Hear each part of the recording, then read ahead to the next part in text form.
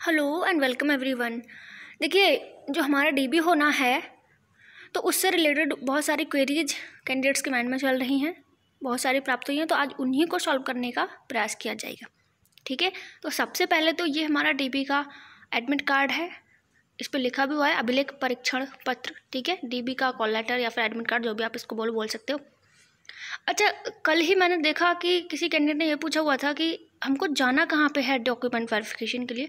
तो सबसे ऊपर ही आप देख रहे हो ना, ये यहाँ पे पता तो यहीं पे लिखा हुआ है, उत्तर प्रदेश अधीनस्थ सेवा चयन आयोग, पिकअप भवन, तृतीय तल, गोमती नगर, लखनऊ।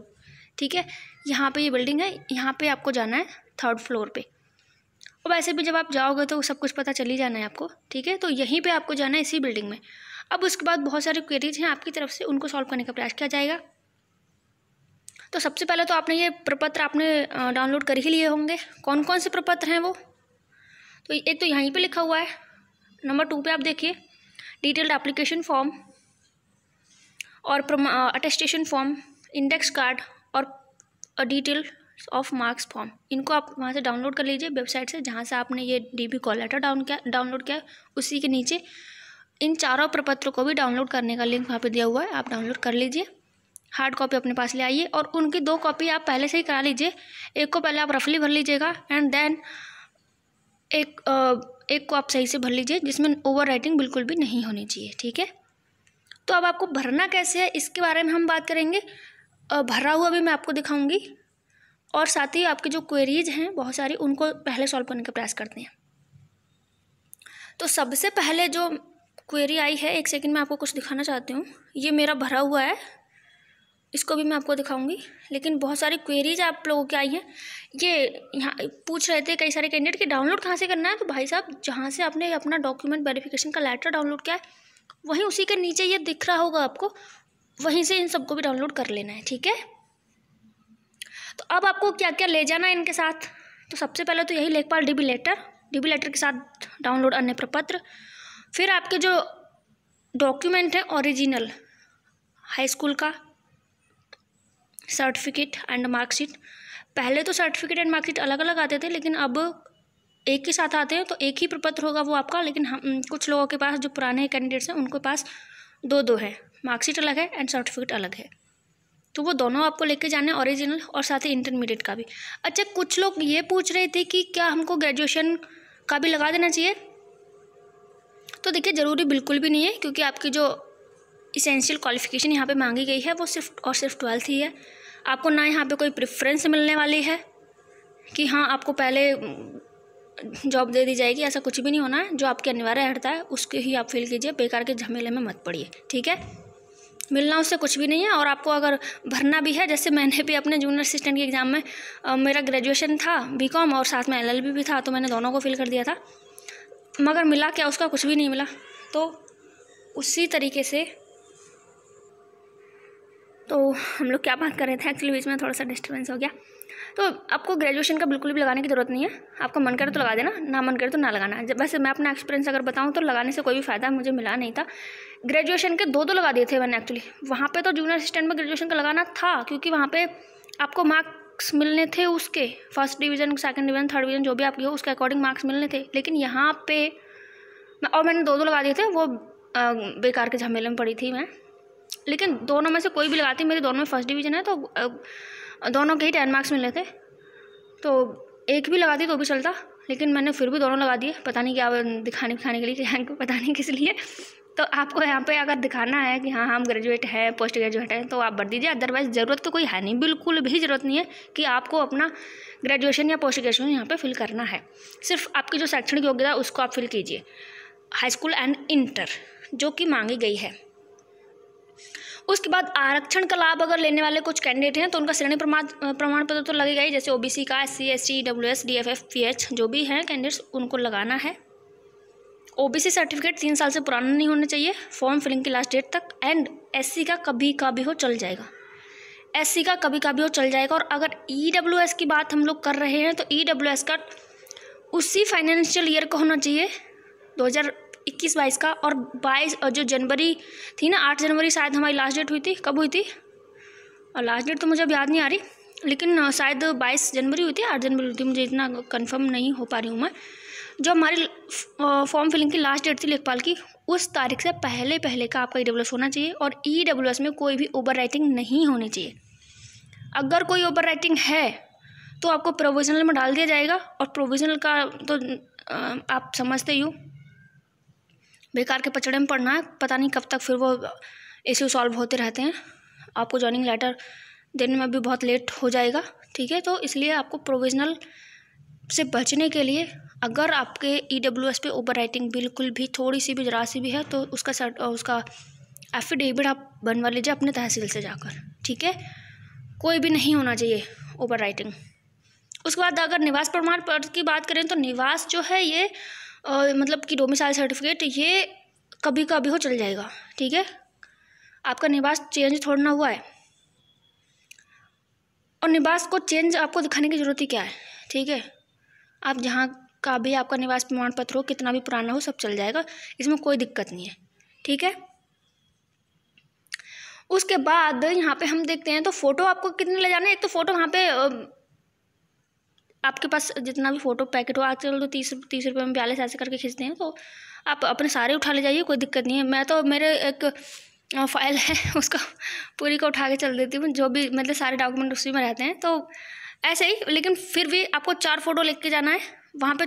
पिन करने के लिए भी वो बोलेंगे वो आपसे उसी समय जब आपका हो रहा होगा DB, और बाकी आपको उचित जगह पे चिपकाने भी हैं, पेस्ट भी करने हैं। ठीक है, और ये ऐसा कुछ नहीं है कि आपकी नई फ़ोटो ही हो या फिर उस फॉर्म में जो आपने लगाई हो वही हो। फ़ोटो आपकी एकदम से मैच, मतलब चेहरा मैच कर रहा हो, ऐसी होनी चाहिए बस। और एक जो आपके डाउनलोड होंगे प्रपत्र, उनकी एक छायाप्रति तो वहाँ पे सबकी जमा होनी ही है। आप और अपने फ्यूचर के लिए अपने पास भी एक रख लीजिएगा, जैसे मैंने रख रखी है, जो कि अभी मैं आपको दिखाने वाली हूँ JA-19 की। ठीक है, तो बस इतना ही इसमें। अच्छा, ये नीचे और ये है कि जो फीमेल कैंडिडेट्स हैं, अगर उनको लाभ लेना है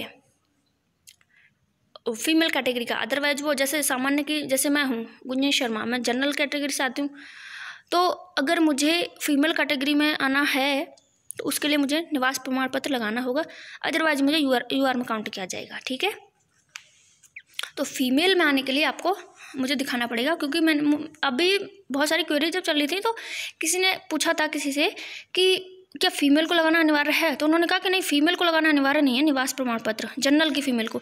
तो मैंने कहा कि लगाना अनिवार्य है, क्योंकि मुझसे वहाँ पे मैं लेकर गई थी लेकिन मैंने वहाँ पे प्रेजेंट नहीं किया था, तो उन्होंने मुझसे खुद मांगा था जब JA-19 का हो रहा था, तो इसलिए आपको लेकर जाना ही जाना है अगर आपको फीमेल कैटेगरी में आना है तो। ठीक है, और अपना सिलेक्शन श्योर करने के लिए, क्योंकि UR की थोड़ी ज़्यादा जा सकती है तो फीमेल कैटेगरी की थोड़ी कम जा सकती है कट ऑफ, तो आपको निवास प्रमाण पत्र वहाँ पे प्रोड्यूस करना ज़रूरी हो जाता है।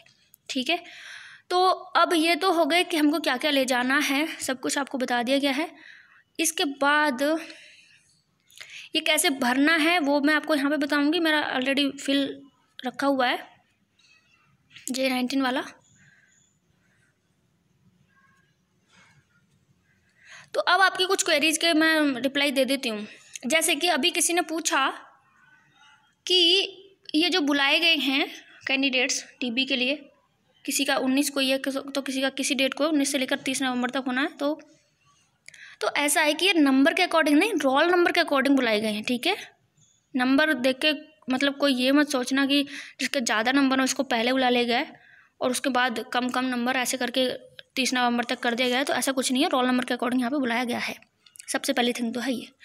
दूसरा क्वेश्चन किसी ने ये पूछा कि क्या इनकम सर्टिफिकेट यहाँ पे लगेगा, तो there is no need of income certificate.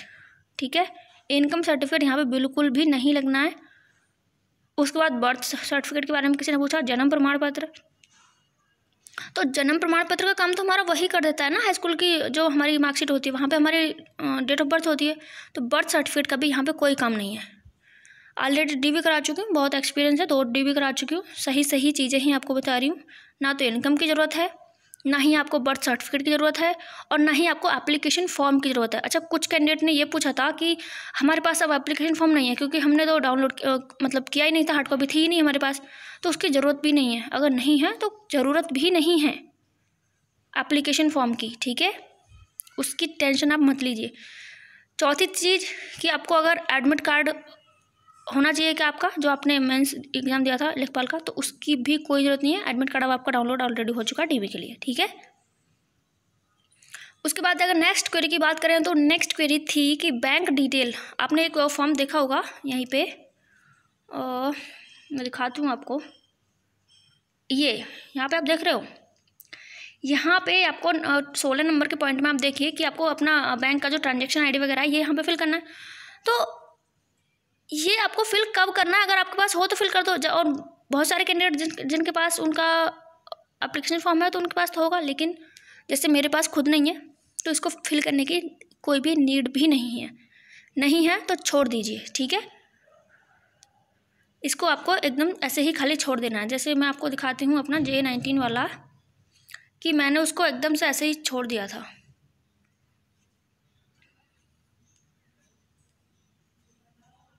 ये देखिए, बाकी सभी चीज़ें आपको फिल हुई दिखाई देंगी, लेकिन ये बैंक डिटेल आप देख रहे हो यहाँ पे, तो ये एकदम से खाली है। तो इसी तरीके से आपको खाली छोड़ देना है, कोई दिक्कत नहीं है, ठीक है। अगर आपके पास बैंक डिटेल नहीं है तो, और है तो आप भर दीजिए।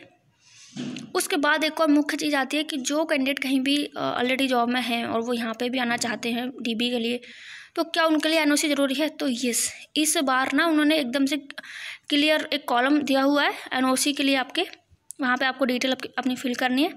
अदरवाइज अगर आपने एनओसी की डिटेल फिल नहीं करनी है तो आपको प्रोविजनल में डाल दिया जाएगा, और प्रोविजनल में डाल दिया तो आप समझ ही सकते हो कि बेकार का पचड़ा खड़ा होना है, ठीक है। तो एनओसी की डिटेल्स आपको ज़रूर फिल करनी है। उसके बाद फिर किसी ने पूछा कि क्या ग्रेजुएशन की डिटेल फिल करना है। इसके बारे में हम पहले भी बात कर चुके हैं, लेकिन मैंने कुछ क्वेश्चन बहुत सारे लिखे हुए हैं यहाँ पे, तो मैं उन्हीं के अकॉर्डिंग आपको रिप्लाई दे रही हूँ। तो ग्रेजुएशन फिल करना ज़रूरी नहीं है, चाहो तो कर सकते हो, वरना ज़रूरी तो बिल्कुल भी नहीं है। आपकी जो एसेंशियल क्वालिफिकेशन है उन्हीं को आपको फिल करना है। वो कैसे करनी है वो आप मैं दिखा दूँ। देखो ये यहाँ पर लिखा हुआ है पॉइंट नंबर 13 में 12th अनिवार्य अर्हता में आप देखिए यहाँ पे 12th एंड SSC सर्टिफिकेट, और यही चीज़ यहाँ पे भी मांगी है 12th एंड SSC सर्टिफिकेट लेखपाल में।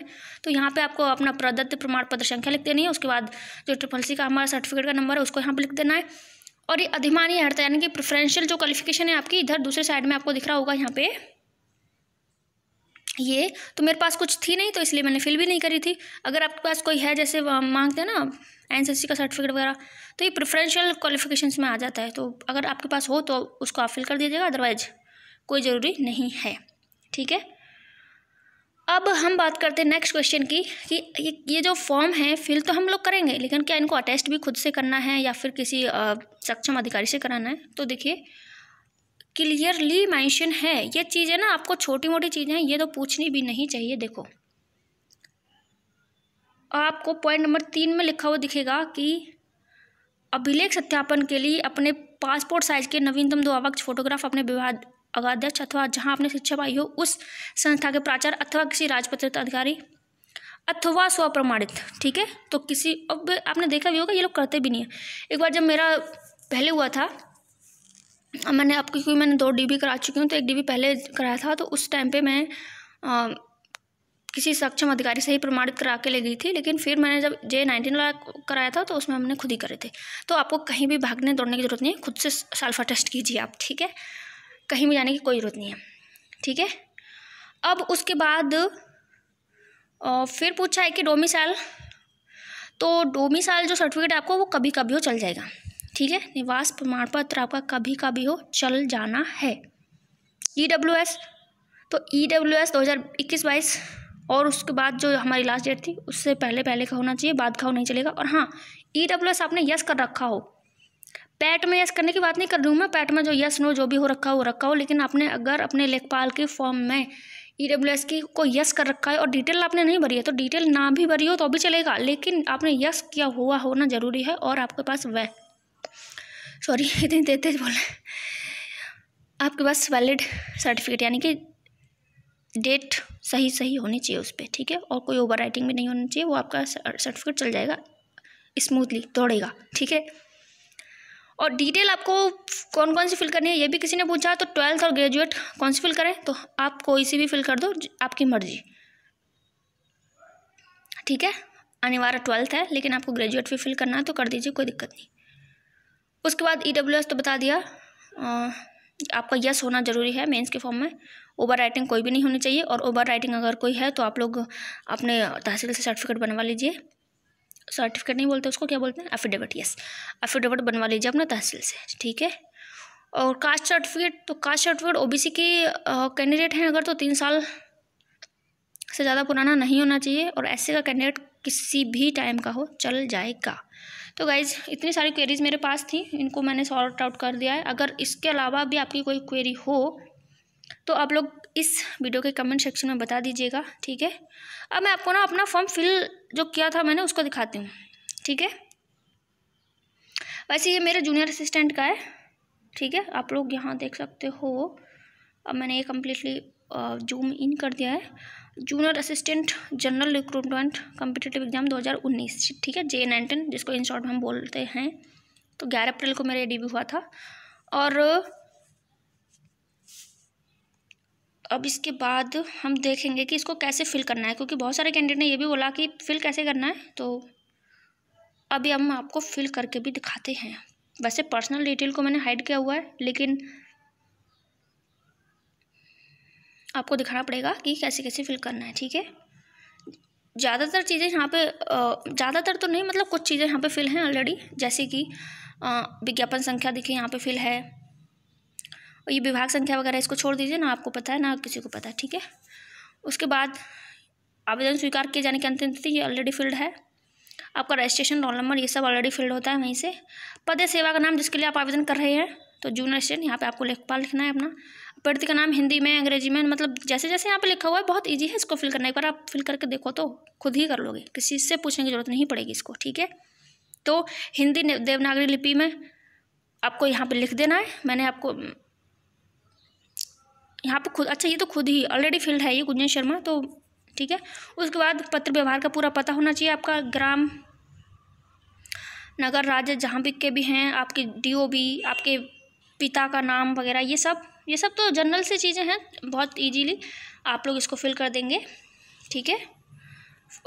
पिता या फिर क्या आपके पिता या पति ने कभी राष्ट्र, अच्छा फीमेल कैंडिडेट जो है ना वो अपने पिता के साइड का सर्टिफिकेट वगैरह लगाना है। जैसे EWS अगर लगाना है तो पिता के साइड का, डोमिसाइल लगाना है तो भी वो भी पिता के साइड का, ठीक है, अगर उनको आरक्षण का लाभ लेना है तो, क्योंकि वहाँ पे ना फॉर्म में क्लियर लिखा होता है कि पिता के साइड का ही चलेगा। और क्या आपके पिता पति ने कभी राष्ट्रीयता बदली, तो नो।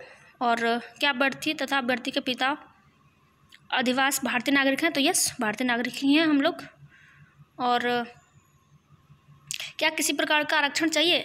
अच्छा एक बात मैं आपको बता दूं कि यहाँ मैंने यस किया हुआ है, जबकि मैंने ना जब ये फॉर्म फिल किया था तो EWS पे यस किया ही नहीं था। 2019 में तो हमारा एग्ज़ाम हो गया था, और जब उस टाइम नहीं 2020 में हुआ था शायद J19 का, तो उस टाइम पे बन नहीं रहे थे इतने, तो मैंने यस भी नहीं किया था। फॉर्म फिल करते समय इतनी जल्दबाजी कर दी थी, लेकिन हाँ मेरे पास था सर्टिफिकेट, वैलिड था मेरे पास, लेकिन फॉर्म में यस नहीं किया था, तो मेरा यहाँ पर चला नहीं था। तो ये इसीलिए मैं बाहर भी हूँ, वहाँ से 1-2 नंबर से ही बाहर हूँ मैं J19 में से, और वो इसी वजह से बाहर हूँ कि मैंने EWS पे यस नहीं किया था। तो सबसे ज़रूरी बात यही है कि जब भी आप कोई फॉर्म फिल करो तो एक तो खुद से करना चाहिए आपको, ठीक है। वो साइबर कैफ़े वाले जो होते हैं ना, वो क्या कहूँ मैं उनके लिए, आपकी डिटेल कुछ और देते हो आप और कुछ का कुछ भर देते हैं। बहुत सारे कैंडिडेट तो इतने परेशान हैं इसी चीज़ के लिए कि कैफ़े वाले ने केयर ऑफ़ की जगह मेरे गाँव का नाम डाल दिया है, क्या करना चाहिए इसके लिए, ऐसी क्वेरीज भी आई हैं। तो ये कैफ़े वाले जो है ना वो मतलब ऐसे फिल कर देते हैं एकदम रद्दी माल की तरह कि आप होना तो होगा नहीं आपका एग्ज़ाम पास होना, शायद आप चेहरे देखने से ऐसे लगता है क्या कि बस ऐसे ही चला आया है फॉर्म फिल करने, होगा तो है नहीं इस पर एग्ज़ाम पास, बस पेपर दे ले छुट्टी। आपको बहुत अच्छे से अपनी डिटेल्स को चेक करना है, ठीक है। तो अब मेरे से ये गलती हुई तो इसलिए मैं आपको ज्ञान दे रही हूँ यहाँ पे। EWS अगर यस होता मेरा तो पहले ही मुझे J19 में नियुक्ति मिल चुकी होती। 73 मार्क्स थे मेरे, जितने पे EWS की गई है ना मेरिट, उतने ही मार्क्स थे मेरे, उससे भी ज़्यादा थे, पॉइंट में कुछ ज़्यादा थे, 73 पॉइंट समथिंग थे, और 73 पॉइंट समथिंग ही वहाँ पे गई है, तो उससे थोड़े से ज़्यादा थे मेरे मार्क्स। लेकिन क्योंकि EWS सर्टिफिकेट भी वैलिड था मेरे पास डेट का, लेकिन EWS मैंने यस नहीं किया था, इस वजह से मैं वहाँ से बाहर हूँ। तो ऐसी गलती कोई भी ना करे, ठीक है। तो मेरा वहाँ पर चला नहीं था ये, क्योंकि मैंने यस नहीं किया था। उसके बाद हम इस फॉर्म को भरते समय आगे देखते हैं क्या ये सब आपको अपना फिल कर देना। उसके बाद ये प्रपत्र पूरा हो गया, उसके बाद हम नेक्स्ट प्रपत्र को देखते हैं। तो नेक्स्ट में यहाँ पे अगर आप पहले से कोई काम करना है उसका डिटेल देना है, तो हम तो कर नहीं रहे थे। उसके बाद ये नंबर 10 पॉइंट जो है इसमें कोई क्या कभी आपको गिरफ्तार वगैरह किया गया, मतलब कोई क्रिमिनल केस वगैरह आप पे चल रहा है तो नो, इसको भी नो करना है। उसके बाद यही सब नो कर देना है, ठीक है। आप लोग एक बार देख लीजिए बस, ज़्यादा अदरवाइज वीडियो बहुत लंबा हो जाएगा। इस तरीके से आपको यहाँ पे अपना एड्रेस वगैरह फिल कर देना है इधर साइड में, और ये स्थान वगैरह, डेट वगैरह, ये डेट मैंने उसी दिन की डाली है जिस दिन मेरा, उसी दिन की डालनी है ये जिस दिन हमारा डीबी होना है, ठीक है। 11 अप्रैल को हुआ था मेरा डीबी, तो ये 11 अप्रैल की ही डेट पड़ी हुई है, और स्थान लखनऊ ही पड़ा हुआ है क्योंकि लखनऊ में ही हुआ था। उसके बाद ये अटेस्टेशन फॉर्म को कैसे फिल करना है इसको हम लोग यहाँ पे देखते हैं। तो यहाँ पे आप लोग देख लीजिए, पूरा नाम हमको भरना है, रमाकांत, पिता का, कैंडिडेट का नाम, पिता का नाम, माता का नाम, इंडियन है हम, और स्थायी निवास पूरा पता ये आप लोग फिल कर लेंगे, वर्तमान पत्र व्यवहार का पता। अच्छा, कुछ लोग कह रहे थे कि हमने अपना permanent address and communication address जो थोड़ा गलत नहीं, थोड़ा अलग अलग भर दिया है, तो क्या आप एक ही भर सकते हैं? कोई दिक्कत नहीं, आप एक ही भर दीजिए, ठीक है। अगर आप एक ही है तो एक ही भरिए। और उसके बाद ये है पॉइंट नंबर 8 जो है यहाँ पे, ये इसमें आपको अपने स्कूल कॉलेज का पूरा नाम भरना है, जहाँ से आपने 10th करी है, 12th करी है, बीकॉम करी है, ये सब। तो अपने कॉलेज का नाम, प्रवेश का दिनांक आप लोग डाल दीजिए। दिनांक तो अब आपको याद होगा नहीं, तो आप जुलाई, और जैसे आपने 2008 में, 10 में, 12 में जब भी एडमिशन लिया हो, और जब छोड़ा हो 12, 14, 16, 18 जब भी छोड़ा हो, उस डेट को आप यहाँ पे फिल कीजिए। परीक्षा जो पास की हो वो यहाँ पे लिखिए, और फिर आपने कॉलेज में जब एडमिशन लिया तो उसको भी फिल कीजिए, ठीक है। एग्जैक्ट डेट ना भी पता हो कोई दिक्कत नहीं, 1 जुलाई डाल दीजिए, ठीक है। उसके बाद ये नेक्स्ट है, उसी का अगला पार्ट, क्या आप विवाहित हैं तो नो, एक से अधिक पत्नियां या पति, ये यहाँ पे भी नो कर दीजिए। उसके बाद ये यहाँ पे अपने शैक्षिक योग्यताओं को फिल करना है। तो हाई स्कूल में सब्जेक्ट क्या क्या थे आपके पास, ये फिल कर दीजिए। Hindi, English, math, science, social science, art, यही थे, सबके पास यही होते हैं। बाकी किसी और बोर्ड में कोई और हो तो मुझे पता नहीं, यूपी बोर्ड से की हूँ मैं, तो मेरे पास यही सब्जेक्ट थे। इंटरमीडिएट मैंने अपने कॉमर्स से करी थी, तो Hindi, English, business, mathematics, accounts and business organisation, ये सब्जेक्ट होते हैं कॉमर्स वालों के पास। जो कॉमर्स से किए होंगे उनको पता होगा। तो यहाँ पे भरिए आपने कौन सी श्रेणी में उत्तीर्ण करी है, तो अपनी वो डिटेल फिल करिए, वर्ष, प्राप्तांक, प्रमाण पत्र की संख्या, और कोई अगर डिक्टेशन वगैरह है तो वो यहाँ पे फिल करिए। उसके बाद स्नातक, बीकॉम, मैंने कॉमर्स ही होता है तो, और LLB लॉ, तो उसकी भी डिटेल यहाँ पे फिल कर दीजिएगा, ठीक है। उसके बाद खेलकूद में आपका कोई है, अच्छा जब J19 का एग्ज़ाम हुआ था ना हमारा, तो वहाँ पे ना जो अगर खेलकूद का प्रमाण पत्र आपके पास था तो उसके लिए आपको मिल रहे थे, अगर स्टेट लेवल का था तो 5 मार्क्स मिल रहे थे, कॉलेज लेवल का था, यूनिवर्सिटी लेवल का तो आपको 3 मार्क्स मिल रहे थे, और स्कूल लेवल यानी कि ब्लॉक लेवल का था तो आपको 2 मार्क्स मिल रहे थे। तो मेरे पास था एक ब्लॉक लेवल का, तो इसलिए मैंने उसको फिल किया था यहाँ पे। आपके पास कोई है तो फिल, वैसे इस बार ना नंबर नहीं मिलने हैं, तो इस बार आप ना भी फिल करो तो भी कोई दिक्कत नहीं, आपको कुछ और नहीं मिलने वाला। यहाँ पे सिर्फ और सिर्फ सिलेक्शन होना है आपके लेखपाल के मेंस एग्जाम में कितने मार्क्स हैं उसके अकॉर्डिंग। और प्रीफ्रेंस की अगर बात आती है तो प्रीफ्रेंस आपको आपका जो NCC का सर्टिफिकेट है या टेरिटोरियल आर्मी में जो आपने सेवा दी हो उसके बेस पे आपको यहाँ पे प्रीफ्रेंस मिल सकती है। अदरवाइज आपको कोई और, जैसे ये खेल वाला प्रमाण पत्र, तो इससे ऐसे प्रमाण पत्र से आपको कुछ नहीं मिलेगा, ना ही आपको ग्रेजुएशन फिल करने से कुछ मिलेगा, ठीक है। करना हो तो कर दीजिए, अदरवाइज ज़रूरत नहीं है इसकी। हाँ, इस बार NOC ज़रूर आपको देना है, अगर नहीं दिया आपने NOC तो आपको प्रोविजनल में डाल दिया जाएगा, ठीक है। उसके बाद ये तो हमने पहले ही देख लिया। पॉइंट नंबर 13 है, आपको अपनी यहाँ पे अनिवार्य अर्हता भरनी है। टेरिटोरियल आर्मी में सेवा करी है, नहीं करी है। NCCB सर्टिफिकेट प्राप्त किया है, नहीं किया, जिसने किया हो वो हाँ कर दीजिए। क्या कोई फौजदारी न्यायालय ने दंडित किया है, नो। क्या लोकसेवा आयोग से डिवार किया गया है, नो। क्या अभ्यर्थी राजकीय सेवा से अलग किया गया है, तो नो। सब में नो ही है, यहाँ पे सब मोस्टली नो ही विवरण देना चाहिए। और 16 नंबर को, अगर 16 नंबर जो है ये अगर आपके पास है ये ट्रांजेक्शन ID तो आप फिल कर दीजिए, अदरवाइज इसको छोड़ दीजिए, कोई नहीं पूछ रहा, ठीक है। उसके बाद ये यहाँ पे फिर से वही डेट एंड ये यहाँ पे इधर अपने हस्ताक्षर, पूरा नाम, पूरा पता इधर, ठीक है। नेक्स्ट पे चलते हैं, पूरा फॉर्म फिल करके मैं आपको दिखा रही हूँ। उसके बाद ये इंडेक्स कार्ड को आपको फिल करना है, तो हिंदी देवनागरी में अपना नाम, उसके बाद इंग्लिश में यहाँ पे ऑलरेडी लिखा हुआ है पिता का नाम, उसके बाद आपकी यहाँ पे जन्म तिथि, स्थायी पता आपका, पत्र व्यवहार का पता, और जो किस पद के लिए आवेदन कर रहे हो, तो जूनियर असिस्टेंट एग्ज़ाम 2019, तो आपको लेखपाल एग्ज़ाम 2022 करना है यहाँ पे। और ये क्या आप SC ST OBC ये आप अपने अकॉर्डिंग भर दीजिए। मेरा यहाँ पे नो था तो मैंने अपना नो कर दिया यहाँ पे, ठीक है। और उसके बाद ये फिर से यहाँ पे आपको अपना क्वालिफिकेशन बताना है, 10th 12th BCom and LLB। तो आपको सिर्फ 10th और 12th बताना है। सब्जेक्ट साइंस कॉमर्स, मैंने पूरे सब्जेक्ट यहाँ पे नहीं लिखे क्योंकि पूरे लिखने से क्या मिल रहा है। साइंस स्ट्रीम से करी थी, कॉमर्स से करी थी, BCom तो कॉमर्स हो गई, लॉ।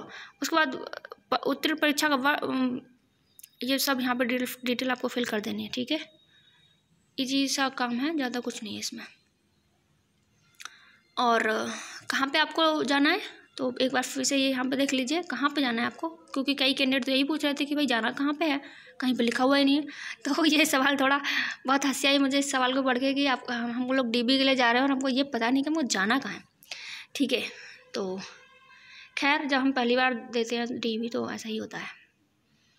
अब आ जाइए कि आपको ये मार्कशीट कैसे फिल करनी है, ठीक है। ये है हमारी मार्कशीट, इसको हमको फिल करना है। तो कैसे करना है, हाई स्कूल आप यहाँ पे देख रहे हैं, ये हाई स्कूल का कॉलम है, ये इंटरमीडिएट का कॉलम है। स्नातक को आपको फिल करना ही नहीं है, मुझे तो इस बार करना नहीं है, पहले मैं कर चुकी हूँ एक बार तो मुझे कुछ मिला नहीं उससे, ठीक है। तो अब और इस बार भी नहीं मिलना है, तो करना भी ज़रूरी नहीं है। सिर्फ और सिर्फ हाई स्कूल इंटरमीडिएट की डिटेल आपको भरना है। हिंदी में आपके प्राप्तांक कितने हैं, मतलब कि आपके नंबर कितने आए, 50 60 70 जो भी आए हैं। पूर्णांक कितना था, 100। अंग्रेजी में जितने मार्क्स, गणित में, साइंस में, सोशल साइंस में, ड्राइंग में, यही सब्जेक्ट होते हैं। इन सब के मार्क्स कितने कितने आए हैं आपके अपनी हाई स्कूल की मार्कशीट से आप देखिए, और उसके पूर्णांक इधर 100 सबका लिख ही देना है, ठीक है। उसके बाद आपको अपने 12th के मार्क्स यहाँ पे आप फिल करना है। तो हिंदी में आपके कितने मिले, प्राप्तांक इसमें इस कॉलम में फिल करना है, और पूर्णांक 100 मार्क्स इस कॉलम में फिल करना है, ठीक है।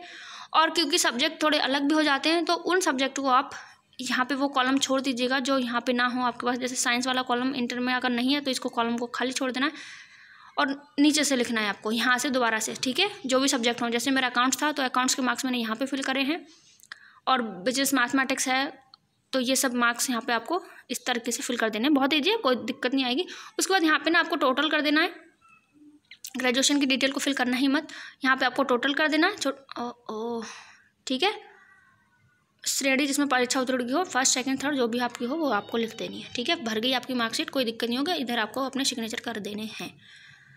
उसके बाद हमारा काम यहाँ पे हो जाता है फिनिश। आपकी अगर इससे अलावा आपकी कोई क्वेरी हो तो आप लोग मुझे बता दीजिएगा, ठीक है। आपका सारा काम हो चुका है। ये क्या है इधर, हाँ NOC, तो अब इस बार आपकी NOC तो लगनी है, ठीक है। इस बार आपकी NOC जो है वो आपको डिटेल एकदम से देनी है, अदरवाइज आपको प्रोविजनल में डाल दिया जाएगा। तो गाइज पूरा का पूरा टाइम, कितना देर का हो गया वीडियो, 28 मिनट का वीडियो हो चुका है। लेकिन आपको मैंने सारे फॉर्म फिल करके भी दिखाए हैं, साथ ही आपके जो क्वेरीज थी उनको भी सॉर्ट आउट करने का प्रयास किया है। और मतलब जो भी आज इस वीडियो को बनाने का जो भी मोटिव था वो पूरा हो चुका है। अब इस सेशन को यहाँ पे एंड करते हैं और मिलते हैं आपसे किसी नेक्स्ट सेशन में। तब तक के लिए नमस्कार।